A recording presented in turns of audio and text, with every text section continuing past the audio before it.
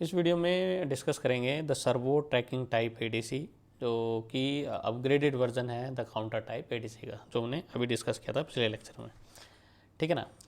तो प्रॉब्लम क्या है द काउंटर टाइप एडीसी में, जैसे कि मैंने लास्ट लेक्चर में डिस्कस किया कि जो आपका आउटपुट आएगा, जैसे कि डिजिटल आउटपुट आया, डिजिटल आउटपुट को भी आपको एनालॉग में कन्वर्ट करने की जरूरत पड़ेगी जब वो प्रोसेस होने के बाद। क्या एक्चुअली हम डिजिटल में कन्वर्ट इसलिए करते हैं कि जो हमारी डिजिटल कंट्रोलर है ना, जो भी हमारा माइक्रो प्रोसेसर है, माइक्रो कंट्रोलर है, या डिजिटल एक तरह से प्रोसेसिंग या डिजिटल एक तरह से बोलते हैं उसको, सिग्नल प्रोसेसर है।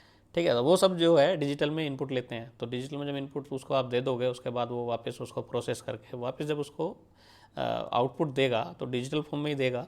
पर जब अगर हम उसको रियल वर्ल्ड में यूज़ करना है तो वापस हमें उसको एनालॉग फॉर्म में लाना पड़ेगा। चाहे आपको गाना सुनना है कोई, या आपको कोई मोटर कंट्रोल करना है, या आपको कोई लाइटिंग करनी है, या इस तरह का कुछ भी करना है ना, इस तरह का है। तो अब यहाँ पर प्रॉब्लम क्या है, तो डिजिटल आउटपुट जो भी अगर आया, इसके आउटपुट के बाद हमारा कोई कन्वर्जन कंप्लीट हुआ, तो वो हमेशा उसको जब आप वापस कन्वर्ट करोगे एनालॉग फॉर्म में, तो जो V0 जो इसका बन के आएगा, यानी इसको मैं V0 मान लेता हूँ डिजिटल आउटपुट को एनालॉग में कन्वर्ट करने के बाद, तो V0 इक्वल्स टू जो भी इनपुट पे दिया VA, उससे हमेशा ग्रेटर आएगा। ठीक है, तो VA एवरेज ले लेता हूँ 1/2 LSB रहेगा। ठीक है, तो जो आउटपुट आएगा वो VA से हाफ LSB ज़्यादा होगा on an average. On an average का मतलब ये है, देखो अब जैसे यहाँ पर ये केस है हमारा, तो यहाँ पर है 111 और ये है 100, तो मैं मान लेता हूँ कि हर एक स्टेप 1 वोल्ट का है। ठीक है, तो कहने का मतलब है मेरी अब VA इक्वल्स टू, अगर सपोज करो 7.1 वोल्ट है, ये वाली जो वोल्टेज है 7.1 वोल्ट है, तो 7 जो है इससे कम है ना। तो जब यहाँ पर 7 है या 7.1 है, तो ये क्या करेगा, एक पल्स यहाँ पर 1 देगा और 1 देगा, तो इधर से एक पल्स और जाएगी और ये इंक्रीमेंट होकर 8 पर पहुँच जाएगा। ठीक है, तो आउटपुट आया 8 वोल्ट। ठीक है, बैक तो जाता नहीं है, आप काउंटिंग करता है, तो 8 वोल्ट आउटपुट आया। जबकि मेरा जो एक्चुअल इनपुट है वो 7.1 है, तो कितना डिफरेंस आया, 0.9 वोल्ट का। सही है, तो आउटपुट जो ज़्यादा गया वो 0.9 वोल्ट वो उसमें बेसिकली क्या है, इंक्रीज़ करके बताएगा। तो एरर है ना, मतलब एक्चुअल नहीं है, एरर को छोड़ सकते हैं। ठीक है, ठीक है, एरर तो है क्योंकि वो उससे थोड़ा सा जो है प्लस करके बता रहा है, तो एक्चुअल आउटपुट नहीं है। ठीक है, तो एक्चुअल बोल सकते हैं या ट्रू वैल्यू नहीं बता रहा है ना, तो इनएक्यूरेट बोल सकते हैं। तो ऐसे ही दूसरा केस ये हो सकता है कि 7.9 वोल्ट हो, सिर्फ 0.1 वोल्ट करके इंक्रीज़ करके बता रहा हो। ठीक है, तो ये भी है, तो 1/2 LSB मैंने एवरेज ले लिया है। ठीक है, तो उससे हमेशा इतना इंक्रीज़ करके बताएगा, ये तो मान के चलो। ठीक है जी, उसके बाद फिर आगे बढ़ते हैं। तो इस प्रॉब्लम को रिमूव कैसे कर सकते हैं, तो इस प्रॉब्लम को रिमूव कर सकते हैं कि हम क्या करें कि बाइनरी काउंटर जो हमारा अप काउंटर है, अब इसमें डाउन वाली फैसिलिटी तो है नहीं, फिर वापस दोबारा से अगर हमें उसको मेज़र करना पड़ेगा, तो एक तो है कि हम नंबर ऑफ बिट इंक्रीज़ कर दें, बिट इंक्रीज़ कर दें तो सर्किट थोड़ा कॉम्प्लेक्स बन जाता है। ठीक है, एक तो ये वाली प्रॉब्लम है। दूसरी प्रॉब्लम है कि जब भी आपको नई वैल्यू काउंट करनी पड़ती है, अब जैसे सपोज करो मैंने 7 यहाँ पर ये हमने इनपुट दिया, यहाँ पर 7.1 वोल्ट वाला था ये भी है। अब मुझे फिर दोबारा अब दूसरा बार उसको मुझे फिर इनपुट को फिर दोबारा से मेज़र करना है, तो दोबारा फिर ही उतना ही टाइम लगेगा, फिर वहाँ तक जाएगा। ठीक है, तो अब की बार सपोज करो 6 वोल्ट आया। ठीक है, तो 7.1 वोल्ट पहले तो 0 से काउंट करी, 8 वोल्ट तक, यानी 8 यहाँ तक गया, 8 तक इसने टाइम लिया। फिर उसके बाद क्या है, जब हमें फिर दूसरा हमें सैंपल उठाना है, तो वापस क्या करेंगे, वापस फिर इसको रिसेट करेंगे, क्योंकि ये कम तो होता नहीं है, डाउन तो होता नहीं है। ठीक है, तो फिर वापस रीसेट करेंगे, फिर 0 से काउंट करेगा, फिर 6 तक जाएगा। ठीक है, तो कहने का मतलब है इसका जो एक तरह से जो सैम्पलिंग जो टाइम है ना, जो वो ज़्यादा है, या इसको बोल सकते हो जो इसकी स्पीड है वो ज़्यादा है। ठीक है, अब उसका जो अपग्रेडेड वर्जन बनाया, अब उसने प्रॉब्लम को सॉर्ट आउट किया, कैसे किया उसको अभी आगे डिस्कस करेंगे। इसमें अभी एक थोड़ी सी चीज़ और रह रही है। कन्वर्जन टाइम पे आते हैं, तो कन्वर्जन टाइम में मान लेता हूँ कि टी, उसको सेटलिंग टाइम भी बोलते हैं। कन्वर्जन टाइम का मतलब है सेटलिंग टाइम। सेटलिंग टाइम क्या होता है, तो सेटलिंग टाइम का मतलब ये है कि जब हमारा पूरा प्रोसेस जो मेजरमेंट का है, उसके बाद क्या है, बाइनरी काउंटर इंक्रीमेंट होना बंद कर देता है, तो जो हमारी वैल्यू आएगी है ना किसी उसके लिए, उसको बोलेंगे सेटलिंग टाइम। तो सेटलिंग टाइम इक्वल्स टू होता है, अगर 4 बिट का लूँ तो 0 0 0 0 से स्टार्ट करेगा रीसेट करने के बाद, और मैक्सिमम कहाँ तक जा सकता है, 1 1 1 1 तक।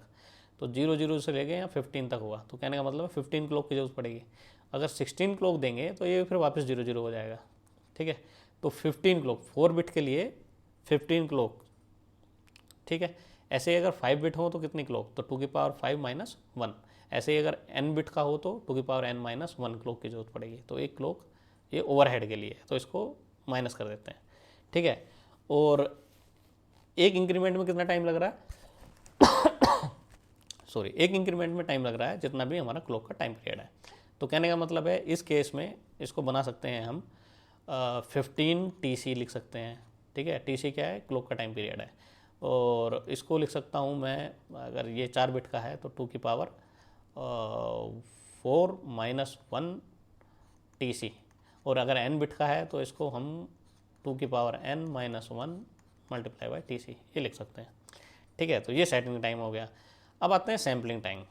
सैम्पलिंग टाइम जो है, सैम्पलिंग टाइम का मतलब है कि हम रीड कब करें। अगर इन बिटवीन सेटलिंग टाइम के आप इसको रीड करने लगोगे तो इनएक्यूरेट वैल्यू आएगी, है ना। जो रीडिंग आएगी वो गलत आएगी, अभी तो प्रोसेस पूरा कन्वर्जन हुआ ही नहीं और आपने पहले से रीड कर लिया।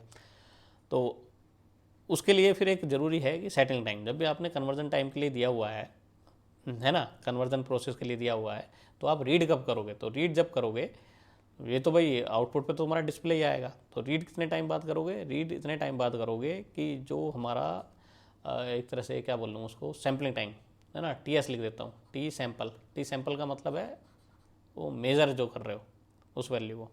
तो टी सैम्पल इक्वल्स टू या टी सैम्पल ग्रेटर देन और इक्वल्स टू होना चाहिए टी सेटलिंग टाइम के, ठीक है। तो सेटलिंग टाइम के इससे ग्रेटर या इसके इक्वल होना चाहिए। तो सेटलिंग टाइम क्या है, वो है हमारा 2 की power n minus 1 multiply by TC, ठीक है जी। अब चलते हैं आगे। तो यहाँ प्रॉब्लम है हमारी कि हमेशा एक इंक्रीमेंट करके बताता है, ठीक है। और दोबारा जब नया कन्वर्जन होगा, हमें दोबारा कोई नई वैल्यू लेनी होगी तो फिर दोबारा से क्या करता है, ये फिर वापस इंक्रीमेंट करता है, मतलब फिर 0 से दोबारा काउंटिंग स्टार्ट करेगा। तो सेटलिंग टाइम यानी इसकी जो स्पीड है वो स्लो है, तो स्लो हो जाती है इस वजह से ही। अब इसको कैसे रिमूव कर सकते थे, अब जैसे कि हमें नेक्स्ट वैल्यू यहाँ पर काउंट करनी है, ठीक है। तो क्या कर सकते थे, जैसे कि अप काउंट कर रहा है इसको डाउन काउंटर बना दें, इसमें speed up and down counter दोनों दे दें, है ना। तो कहने का मतलब है अगर यहाँ पर 1 हो तो ये अप काउंट करे, अगर इधर इनका डिफ्रेंशिएशन थोड़ा जो डिफरेंस है वो अगर VD अगर VA से ग्रेटर है तो यहाँ पर 0 आए, तो 0 आए तो इस पर डाउन काउंट हो जाए। अब सर्किट में कुछ चेंज करने पड़ेंगे, तो अब सर्किट में क्या चेंज करने पड़ेंगे उसके लिए आते हैं नीचे।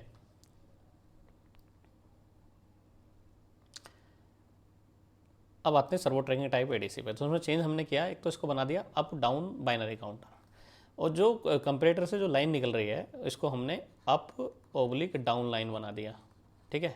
तो अप डाउन काउंटर आपने पढ़ा होगा डिजिटल में, ठीक है। तो यहाँ पर भी डिजिटल लॉजिक डिज़ाइन में, तो यहाँ पर भी सेम वही काम है। तो अप डाउन वाली जो लाइन है अगर इक्वल्स टू है 1 तो ये अप काउंट करेगा, अगर इक्वल्स टू है 0 तो ये डाउन काउंटिंग करेगा। और क्लॉक को डायरेक्ट इसके साथ दे दिया तो हर क्लॉक पे काम करेगा, ठीक है, या तो अप करेगा या डाउन करेगा, ठीक है। तो इसको बोल दिया ट्रैकिंग टाइप। ट्रैकिंग टाइप में यहाँ पर इनपुट देख सकते हो, यहाँ पर एनालॉग इनपुट ग्रीन लाइन में है और जो डिजिटल का जो यहाँ पर काउंटिंग होकर आ रहा है वो हमारा रेड में है। तो ये क्या कर रहा है, ये इनपुट को बिल्कुल ट्रैक कर रहा है। तो कभी 1 ज़्यादा हो जाता है, कभी कम हो जाता है, 1 ज़्यादा कभी कम। तो डिजिटल आउटपुट जो आ रहा है इसके करस्पॉन्डिंग जितने भी स्टेप है 0 1 2 3 4 5 6 7 8 9 10, मान लो यहाँ पर 10 है, ठीक है। तो कभी यहाँ पर 10 बताएगा, फिर कभी 11, फिर 10, फिर 11, फिर 10, फिर उससे फिर नीचे आ गया 9, कम होता जा रहा है। तो इस तरह का ये वैल्यू यहाँ पर इस तरह की इंक्रीमेंट डिक्रीमेंट होती रहेगी। तो वर्किंग बड़ी सिंपल सी है, ठीक है। तो सर्वो ट्रैकिंग टाइप ADC समझने के लिए पहले आप एक बार जो हमारा काउंटर टाइप ADC है उसको पढ़ लें। तो जो उसमें प्रॉब्लम है उसको रिमूव इस तरह कर सकते हैं कि अब यहाँ पर ये वाला जो केस है ना, तो सपोज़ करो 7.1 VA था, VA की वैल्यू है इक्वल्स टू 7.1 वोल्ट, ठीक है। और अब जो आउटपुट आएगा, अगर हम प्रीवियस वाला वही वो सर्किट देखते हैं, तो आउटपुट जो आएगा अब यहाँ पर ये एक बार उसको बताएगा 1 1 1 और एक बार बताएगा 1 0 0 0, ठीक है। तो इन दोनों के बीच में फ्लक्चुएट होता रहेगा अगर इनपुट हमारा ये है तो। अब कैसे काम करेगा, अब 7.1 है तो 7.1 जब यहाँ पर ये बन के आया 7, तो है ना, जब तक 7 काउंट किया तो 7 का इसने कन्वर्ट किया एनालॉग में, तो यहाँ 7 वोल्ट आया, यहाँ पर कितना है 7.1। तो अभी क्या देगा, 1 देगा, 1 देगा तो एक काउंट करेगा, तो ये अब 8 वोल्ट बन के आएगा, 8 वोल्ट बन के आएगा। तो यहाँ पर अब क्या करेगा, अब ये 0 देगा, 0 देगा तो ये वापस उसको डाउन कर देगा, डाउन कर देगा, फिर वापस 7 पे आ जाएगा यहाँ पर, फिर इसके करस्पॉन्डिंग बना कर देगा, फिर 7 वोल्ट आएगा। ठीक है, 7 वोल्ट आएगा, अब ये ज़्यादा हो गया, फिर ये 1 देगा, तो फिर ये वापस एक काउंट कर देगा। तो ये जो है एक तरह से जो बबलिंग जो देता है ना, इसको बोलते हैं, हाँ बबलिंग मतलब ओसिलेट करता रहता है इन दो के बीच में, ऐसे ही ये ओसिलेट करता रहेगा। ठीक है, तो ये इसकी एक प्रॉब्लम है। बस ये है कि फिर हमें थोड़ा सा आइडिया लग जाता है कि हाँ इन दोनों के बीच में कोई वैल्यू है। ठीक है, तो कहने का मतलब है अगर काउंटर टाइप एडीसी लगाते, अगर ये बताए कि भाई कोई एक इनपुट पे क्वेश्चन बन सकता है कि सर्वो ट्रैकिंग टाइप एडीसी लगाया हुआ है और वो इन दो के बीच के वैल्यू में वेरी कर रहा है। ठीक है, जो आउटपुट आ रहा है वो सिलेक्ट कर रहा है इन दो वैल्यू में। तो अगर यही सेम वैल्यू हम काउंटर टाइप एडीसी से उसको हम मेज़र करें तो क्या बताएगा, तो मैक्सिमम बताता है वो, तो ये वाली वैल्यू बताएगा, है ना, और ये दोनों बताता है। ठीक है, तो एक बार अप काउंट कर देता है, एक बार डाउन कर देता है, एक बार अप कर देता है, एक बार डाउन कर देता है, तो ये प्रॉब्लम इसके साथ रहती है। ठीक है जी, तो इसमें बस यही सब है। अब इसको एक बार और थोड़ा सा नीचे से देख लेते हैं, ये वाली लाइन पर जाते हैं। तो अप डाउन वाली इनपुट वाली जो जैसे मैंने वहाँ पर डिस्कस किया वही है। तो पहले जब क्या हुआ, इसने यहाँ पर इंक्रीमेंट करना शुरू किया। ठीक है, तो अप डाउन वाली लाइन 1 है, तो जब तक आपका VA ग्रेटर है, ये VA है, ठीक है, तो VA आपका अगर VD से ग्रेटर है तब तक अप डाउन वाली जो लाइन है वो इक्वल्स टू रहेगी 1। जहाँ पर VA आपका लेस देन VD हुआ, अप डाउन वाली लाइन हो जाएगी 0। ठीक है, तो 1 है जब तक तो ये अप काउंट करेगा, तो अब तक गया यहाँ तक ऊपर। उसके बाद क्या हुआ, ये से ज़्यादा हो गया, ज़्यादा हो गया तो इसने क्या कर दिया, जो इस लाइन को है 0 कर दिया, 0 कर दिया तो फिर ये अगली लाइन पे डाउन काउंट करेगा। ठीक है, अगली क्लॉक पे। ठीक, तो हर एक क्लॉक पे या तो अप काउंट करेगा या डाउन काउंट करेगा, वो डिपेंड करेगा इस लाइन पे। अगर 1 है तो अप करेगा, अगर 0 है तो फिर डाउन कर देगा। ठीक है, तो इस तरह चलता रहेगा। तो ऐसे ही यहाँ पर ये दिखाया अप डाउन, तो जैसे फ्लक्चुएशन हो रहा है, तो यहाँ पर ये इसको क्या कर रहा है, ट्रैक करने की कोशिश कर रहा है।